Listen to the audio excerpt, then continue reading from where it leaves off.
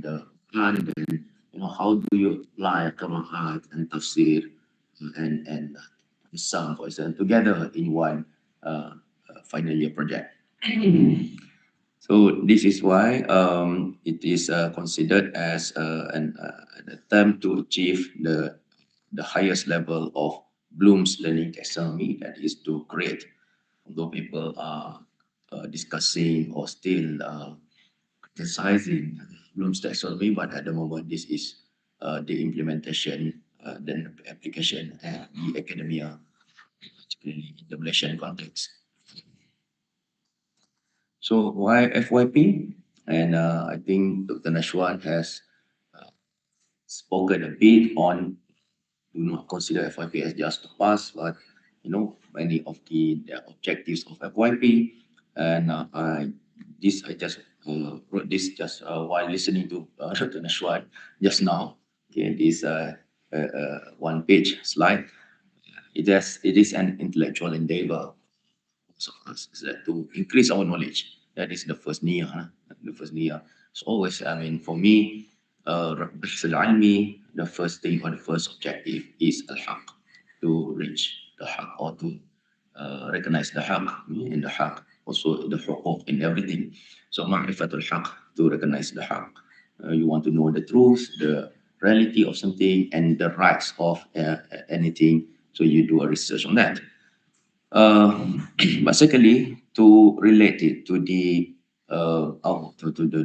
real experience, then it is, for me, it's about to prepare ourselves, particularly students in conventional studies, for the future data and research culture. So it's not necessarily the same culture that we are going to live in the future, but when you are in the career setting in the future, I mean, maybe like 10 years after this, okay, with the rise of artificial intelligence and big data, okay, all of these, we will face a new research culture or new data culture or research culture. So at that time, we will need to think of how to make ourselves relevant to the contemporary or to the the current situation, yeah, to that situation, to the condition.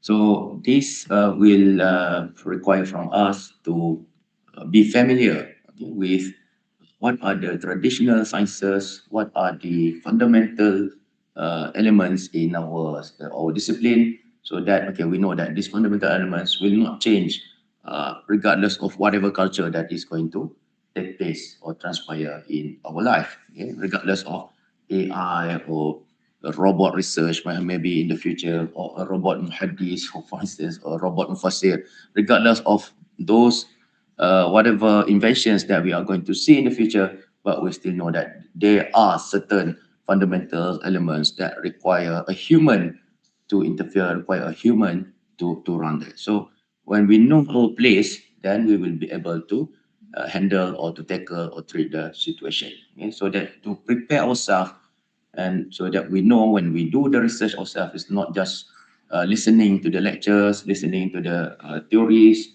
taught in the classes, but we know when we do the FYP, do the project, we know which one are theoreticals, which one are applicable, which ones are fundamental, which ones are changeable. So that will prepare us to face the future challenges.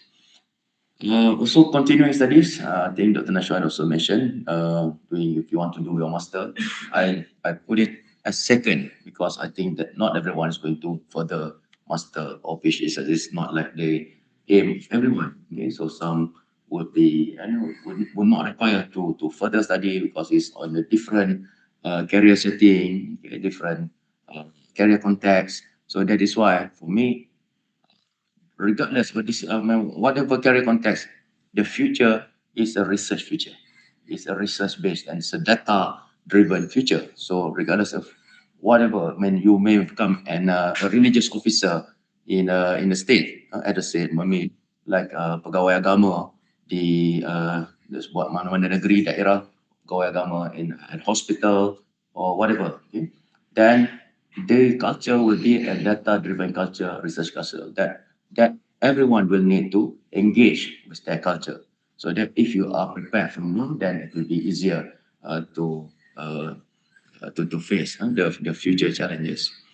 Also, FYP is a form of trying to uh, train us to see how to transform uh, theory into practice, how to transfer knowledge, and so on and so forth. And I think the last point that can be seen as a justification why do we need FYP is because it adds to the employability of the graduates.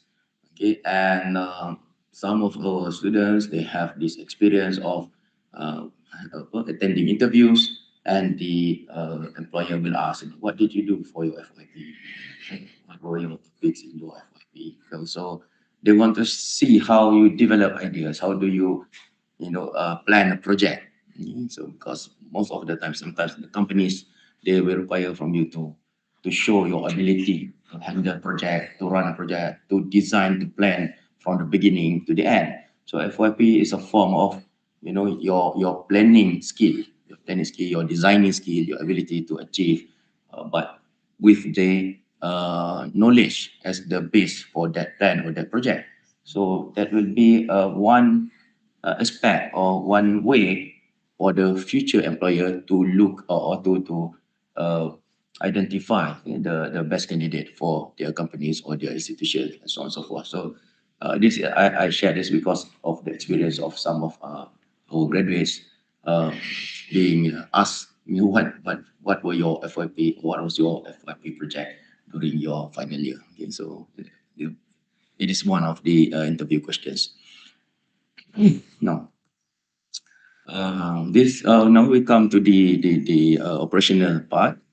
Okay, for the final year project, we know that there is a difference between the current batch and the batch 221 onwards.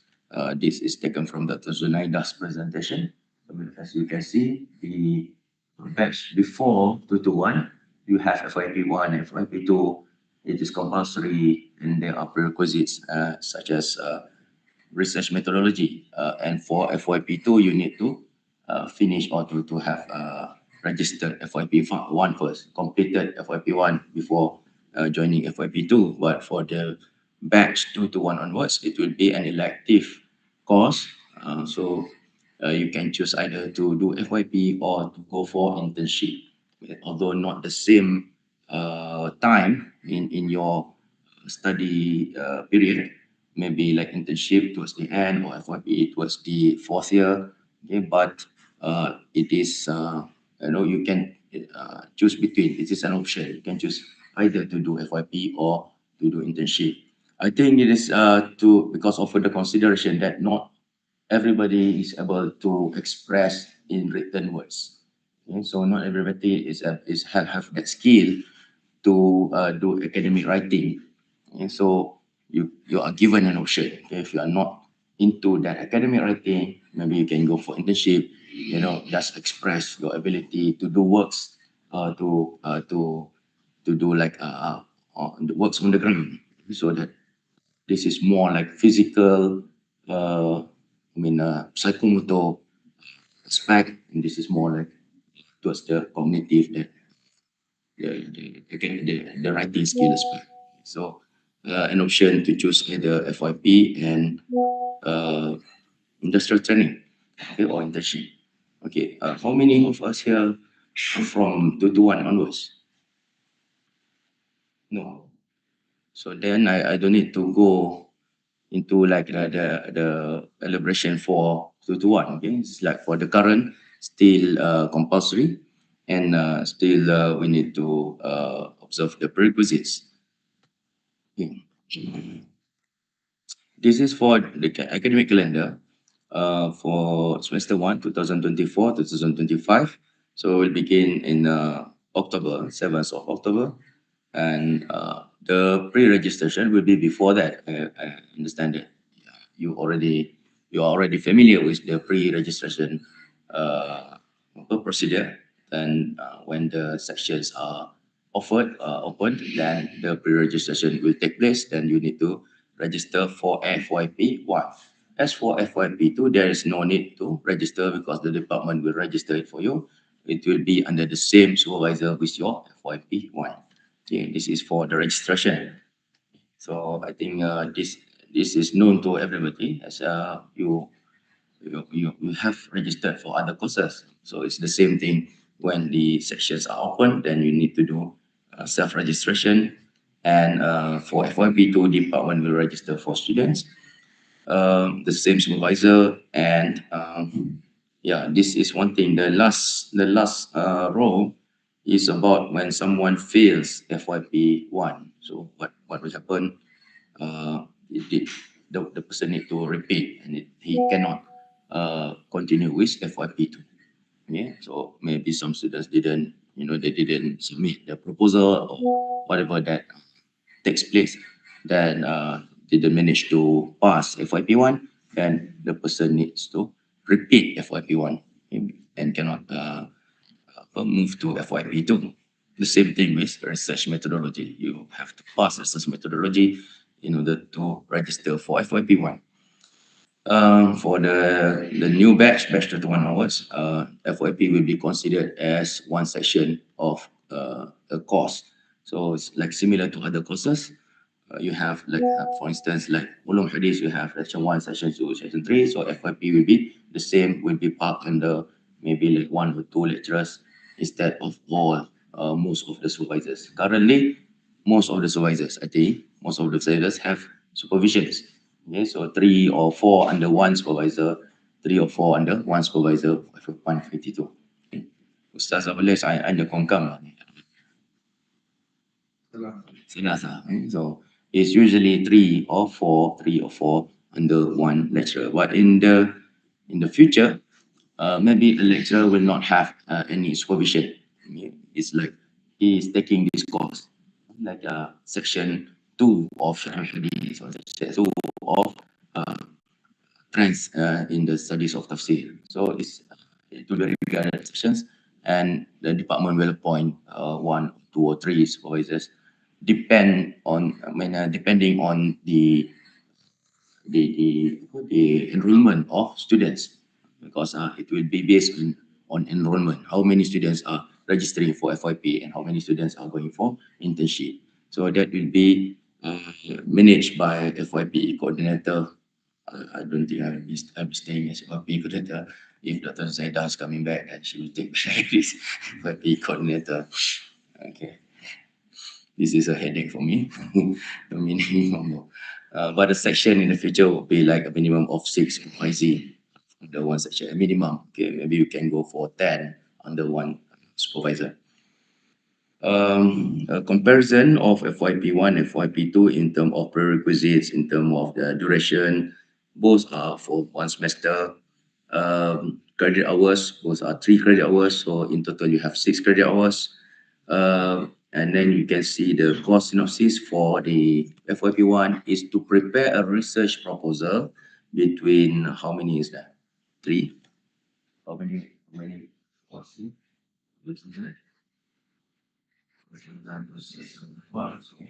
And for the FYP2, to write a final report or final FYP dissertation around 10,000 to 12,000 words.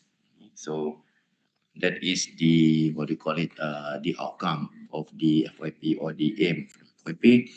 Distribution of marks, for marks for the FYP1, you can see the marks will be given to how do you write the introduction, how do you justify the problem statement, how do you express the research significant methodology, and so on and so forth. And for the FYP report, FYP2, you can see many others are also included, including discussion, findings, and results, and so on and so forth. Submission for FYP1 is the same submission with other courses. That is week 14. So week 14, you have to submit your research proposal. As for FYP2, same thing, week 14. But sometimes in the past, students are allowed to have an extension to the next semester for the first week of the next semester.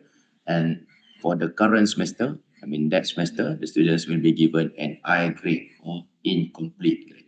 So that okay, for the result generation, it will be I.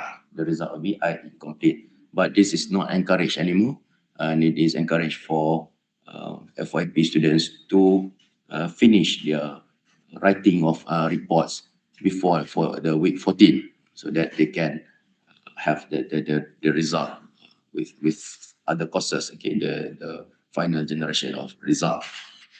Um, okay,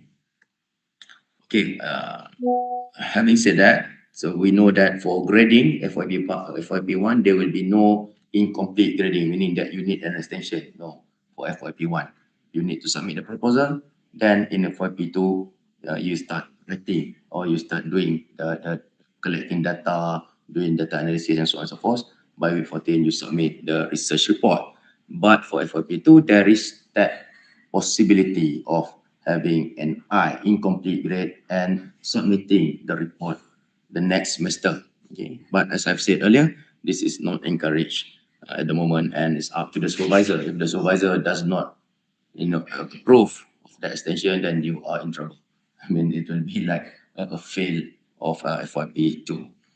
Okay, so in case of failure, the same thing, repeat. If you fail, if someone's, so sorry, I don't mean you. Okay, if someone fails FYP1, then he needs to repeat. If someone fails FYP2, he needs to repeat. Supervision will be determined or managed by the department or particularly FYP coordinator. And I think what is the end of it? Yeah, presentation. Do you need a presentation? Presentation of proposal, presentation of FYP report? That depends on the supervisor. If the supervisor asks for presentation, then you need to prepare. If not, then you are free just to submit the proposal and to submit the for FYP to submit the FYP. This is the elaboration or the what you call the rubric, scoring rubric for FYP1. This you can see the introduction allocated 10 marks, then how to gain 10, so no, introduction 30 marks. Yeah, 30 marks. So 10 for background of study and problem statement, another 10 for research questions, research hypothesis. Although I'm not sure why hypothesis is here, because most of the time we use hypothesis for quantitative study, not for qualitative. And most of our writings in Islamic studies or in Islamic religious knowledge and so in humanities, most of the time is they are qualitative in nature. But another 10 for research objectives and significance. So in total, you have 30 marks for introduction. Okay. And literature review, as you can see, this elaboration you can find later on. I'll show you where to get the rubric and to look at the details of this assessment scheme. And then the same thing for FYP2. This is for final report scoring rubric. You can see introduction, how many marks for introductions, introduction, literature review, methodology, finding results, discussion in conclusion, and format and language. And this depends on the style the supervisor asks you to present your FYP report. Some of the supervisors will not ask you to present in this format. And then you have to put the heading. Okay? You have the discussion, findings, methodology. Some of them will just say that just write the chapter. Okay? So because I've already known in your FYP1 proposal, I've already known what your methodologies, your significance, and so just all the report will be in the form of a chapter or in the form of an article, a finished article, without this technical chapterization, because all the technical sections, okay? Without these findings, analysis, discussion. But that will depend on the supervisor. So I would say just if you're writing on Asma'ul Husna, it's a comparative studies of different listing or different countings of Asma'ul Husna, then the whole FYP report could be like the discussion on that part. So that will depend on the supervisor, the way of presentation. Okay. I mentioned this because you can see the Asma'ul Husna that we begin many of our events with Asma'ul Husna, but you can see there are many spelling errors. Not sure why we are happy with that. Okay, spelling errors in that video of Asma'ul Husna, and also this can be a good FYP study, compare between the list of Asmaul Husna according to a scholar and the list of Asmaul Husna according to another scholar. Okay? نقول الأسماء عند بعض العلماء غير الأسماء عند البعض الآخر، فهذا يعني في مشروع ربما واحد يكتب فيه. كيف أستاذ؟ هذا 99 التي معنا أمامنا في هذا النشيد، هذا ليس متفقا عليه بين الجميع، صح؟ نعم. هذا أظنه هم أخذوه من حديث في الترمذي، اختلف العلماء في درجة ذلك الحديث. هناك من جمع أيضا في ومحاولات كثيرة لجمع الأسماء الحسنى. واحد يدرس هذا الموضوع يقول هل نستطيع أن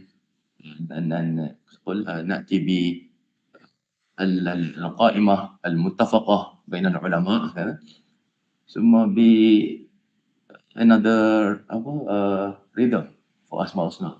So we have the Asmaul Husna being produced by Department of Quran Sunnah or produced by QUSSA that we use for IUM kan. So we have that berdah kan yang convocation tu. Ya Rob, and this is known as IUM punya berdah convocation. To the extent that if you recite that okay, Ya Rob Bibil Mustafa was said this is IUM convocation. Although you can use it for other events, but as the moment you say Ya Rob Bibil, IUM convocation. So maybe you can have like IUM Asmaul Husna, get something that is maybe a bit faster, shorter, and the spelling. I mean, some of the spellings are wrong and it's not helpful. Some of the without the dots, it looks like alif maksura. You can produce one better one by a project of QUSSA and the legacy of QUSSA for generations of IUM in coming generations of IUM. Finally, the frequently asked questions. Usually, people ask for prerequisites. Okay? Should I register research methodology at the same time with FYP1? I would say that you will not be able to register at the same time. So you need to register research methodology first and then FYP1. So research methodology, usually we encourage students to register by the second year, because it will be perhaps quite challenging to register in the first year. But it depends, and it is different from a person to another person. So you have to look at the course online, look at you see how you can manage the contents of that course. Okay, so that is registering for research methodology. Also choosing a supervisor. Do I need to, if I want to write something in hadith, for instance, do I need to choose a supervisor in hadith or do I need to choose a supervisor in Quran? It's not necessary. It's not necessary because all of our lecturers in Quran, they can supervise even for Quran hadith, except for a very, very technical like Qur'an or Jarh wa Ta'dil, for instance. So then, okay, for Jarh wa Ta'dil, maybe you need to find someone from having more specialized trainings in hadith, and for Qur'an, maybe more specialized training in Quran. But as for like general topics in like the perspective of Quran, perspective hadith, all of our lectures in the department can supervise any of them. So it's not necessarily important to choose a supervisor. And some other things is previously the department is the one who decides on supervision. So let's say and in the future could be something else. Okay? The same thing with specialization. Should I write something in hadith? Should I write something in Quran? It's not necessary, but as I have said earlier, I can demonstrate to you earlier, FYPs, there are some benefits and some aims or ideals of FYP. Okay, so if you want to make it like part of your resume, part of your profile, saying that my FYP is in hadith and I'm going to find a career in this field, so that you have to tailor or you have to design your FYP to support or to build your profile. Choosing a topic. Okay, how do we choose a topic? Again, okay, it's not necessarily specialization, but we need to. The ideal, I said, the ideal is to combine all the skills or the sciences, okay, related to a specific field. I said, if you want to do a hadith project, then the ideal is to find a topic that combines the ta'dil, al-muruwat, ulum hadith, takhrij all together in one project. But also, I mean, you can see that a discipline, we have like areas in the discipline. For instance, in hadith, I've always uh, mentioned this. Okay, in hadith, you have the maqasid, objective of hadith. You have the implementation of hadith. You have the sustentation or the preservation of hadith, and the preservation includes teaching hadith to others, includes teaching hadith to the elderly, teaching hadith in the digital setting, includes also, I mean, the understanding of hadith includes itijahat, trends in the understanding of hadith. So there are many areas in that discipline. So you can choose an area. Say, I want to study the maqasid of hadith, for instance. So okay, can go and try to relate the maqasid with some other subjects, okay, some other disciplines, like to see, how the maqasid of hadith can, for instance, uh, can be aligned with the current psychological discovery or the current sociological paradigm, for instance. So there is up to you to design, but with the discussion with net supervisor. Formatting, you can find it in the general guidelines. Okay, and of course, I mean, the general guidelines did not really address the Arabic, but we will see how to, I mean, help with the Arabic template for FYP, particularly in terms of citation, the in the citation style. Do I need to write in Arabic and English? And it's up to the student as well, and also the discussion with the supervisor, whether the topic or the project is more suitable to be addressed in Arabic or English. Sometimes the topics are already being researched again and again in Arabic, but you have lack of resources, lack of references in English, then you want to contribute to to add literature to the for the English readers, and you want to write it in English. So that is something, a new contribution as well. Okay. I think submission and I grade, I have I mean, quickly touch upon this submission, and the what is I grade is incomplete, meaning that it's not you fail, but it is incomplete because you cannot submit by week 14, and you have to extend for the first week. That is for FYP too. But as I've said earlier, this is not really encouraged, and this is the decision will be between you and the supervisor. If the supervisor doesn't approve, then you will not be you cannot extend to the next semester. Okay. And everything can be found, I mean, can be found in these general guidelines or backed by the kuliah. You can find it in the on the website of the kuliah. This is the I just QR for you to access the PDF of the general guidelines. Okay. So I think that's all regarding the FYP briefing.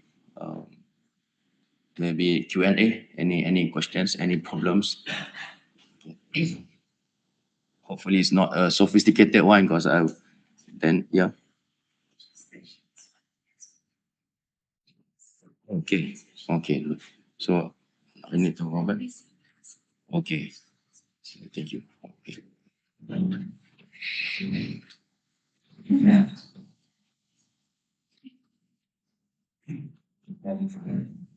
Do not get so urgent to phone tonight.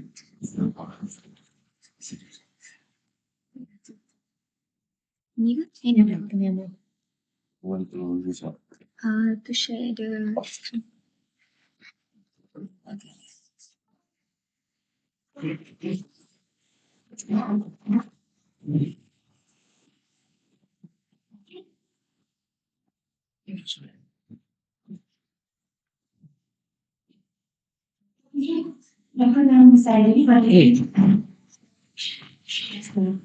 Dear brothers and sisters, now we open for our Q session regarding and confusing title of all of you may asked by scanning this QR.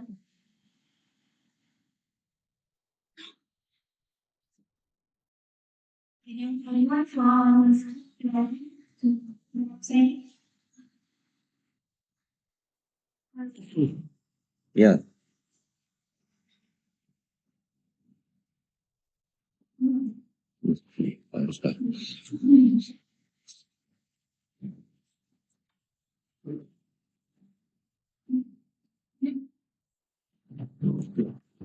This is a very difficult question. I mean, how many references should be included in the literature review? I mean, yeah, this is a very, what do you call it, how to put it, a very like robotic way of looking at literature review, a very technical way. Okay, we don't go by numbers actually. We shouldn't go by numbers, but it has been the practice in many of the institutions, many of the centers. I'm sorry. So it's been practiced in many institutions. For instance, in the PhD level, they said that you need at least 10 for master. So can you bring the water? Then there's something.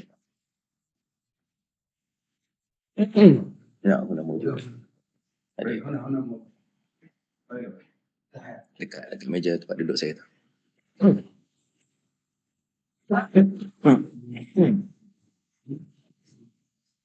Nah,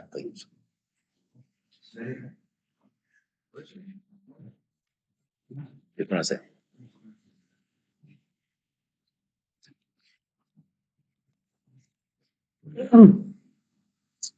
Okay, so usually said 10 at the level of PhD, 7 at the level of master, then logically it would be just 5 for FYP, right? It couldn't be like more than master level. Okay, but that will not how to put it, will not really represent a thorough and a good literature review. So the literature review is the aim of literature review is for you to demonstrate two things. Okay. First, the context of your research. How do you contextualize your research? Using how to put it? Using references to build up the context. Okay. Ada dengan saya dalam research methodology sini. Okay, let's say I use this analogy. If you want to write a fairy tale, kan, fairy tale. So apa cerita dia? Cerita macam contoh lah. You said Cinderella. Itu lah Cinderella. So you have apa watak dia tahu? Okay, watak dia yang the girl lah kan, the Cinderella. Then you explain Cinderella is apa lagi dia punya karakteristik dia? Beautiful girl, lovely voice. Okay, but she is she lives with her stepmother. But then you have another stepmother, the characteristic of the stepmother, and then you have the prince. Okay, can only find a person by the shoe. Okay, and then you have the fairy godmother. So you said how many references should I include? Okay, if you say 5, and then dah ada cukup belum? Baru 4. So the other is the stepsister. But you have that 2 stepsisters kan? So jadi takkan 5 je. Okay, the story will not be complete if you have only 5 characters. Okay, so you need all of those characters. You need another stepsister. You need the car, kereta tu, the horse. That will be included in the story. So as long as you can find references related to the story to develop a story, then you need to include that literature. So it's not the matter of word. I'm sorry, the matter of number. It's a matter of how well you can develop a context for your project. Now, if you are doing it as like annotated bibliography, what do you mean? What do we mean by annotated bibliography? You have Cinderella and you explain who is Cinderella. Then, okay, finish. Stepmother, explain stepmother, finish. But that doesn't build a story. You don't give a story to the reader. And they will say, oh, this is what? This is just a list of characters. But what's the story? Because you don't connect between the characters. You have to connect between the characters. What is the role of the girl in relation to the stepmother? What is the role of the stepmother in relation to the two stepsisters? So that connection is important to give a person a context. Then he knows the story. What is the story? Then say, okay, my project will come at the end. This will come. My project is about that night of the event. My project is about not about the girl, not about the stepmother, but my project is about the wheel of that cart. Okay. Okay, at the end of that story that you have built up the story, at the end, the final year project or this project is about the wheel. You know, so you can give the reader a context to your project. Okay, so that people will know, okay, oh, okay, so we know that this is the point, the locus of your project. It's not about the face of Cinderella or the what, it's about the wheel. Or you can go, okay, I can find similarities in all of the characters, meaning that I can find similarities in all of the books of the references. Okay, what are the similarities? I find that Cinderella, stepmother, stepsister, the second sister, the fairy godmother, all of them use the same beauty product.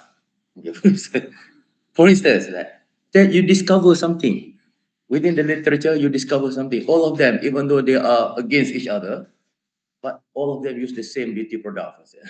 So we say, okay, I discover something in the literature. You discover within the literature, within the book, this research book, this article, you discover similarity and said, but my project is not about this beauty product. My project is about, okay, the factory or the company that who is the person who sells the beauty product to them, all of them. Okay, so you can give a context for your research based on literature review.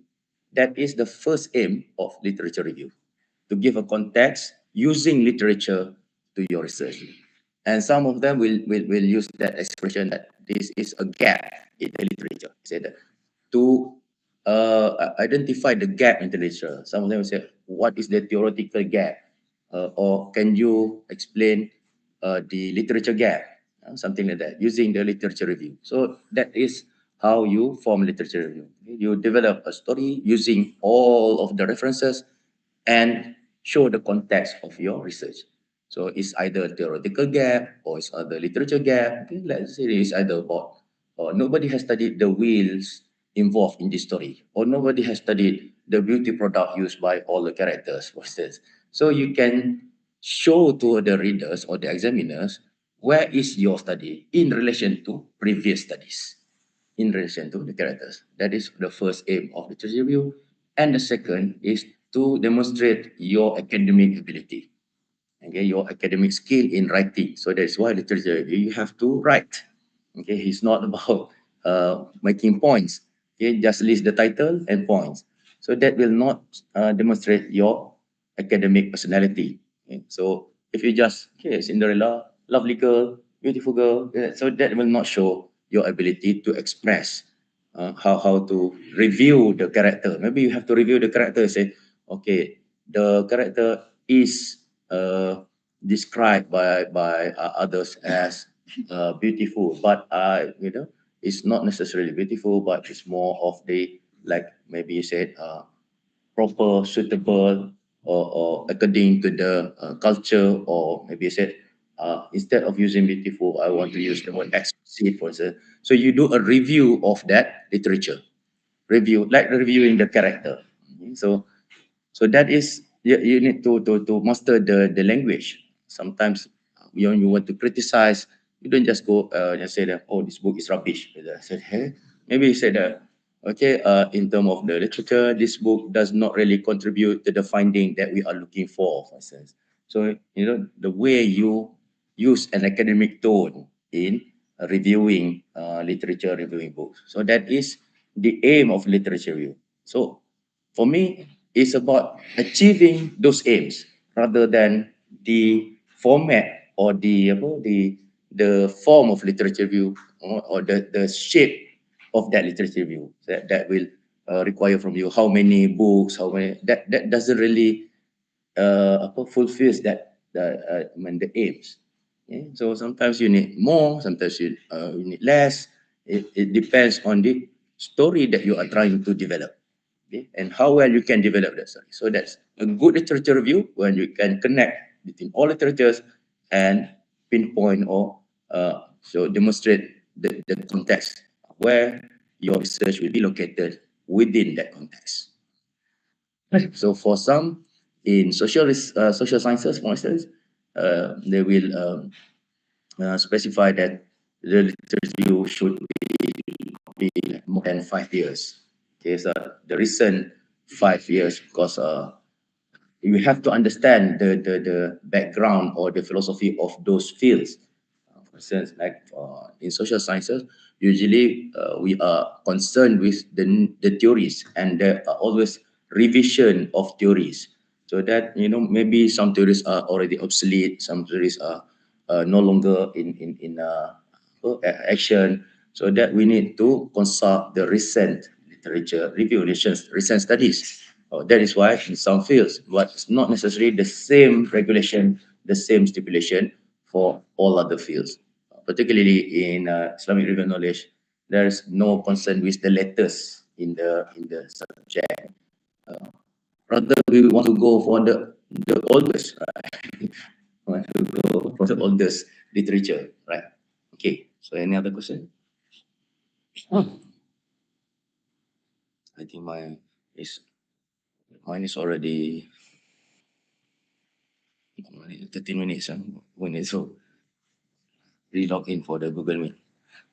How many percent are there actually on Google Meet? So only Saifullah. And he's already here. So we don't need the Google Meet actually. Okay. Any other questions?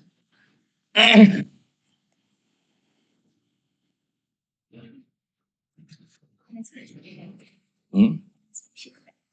Dalam kelas. So settle? Dah apa apa? Sure. Dah. Nak kerja di sana. طيب شايف إجازة.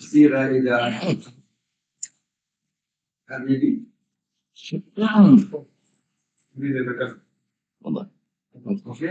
سيترونه. أنا أنزل أولا أسبوع.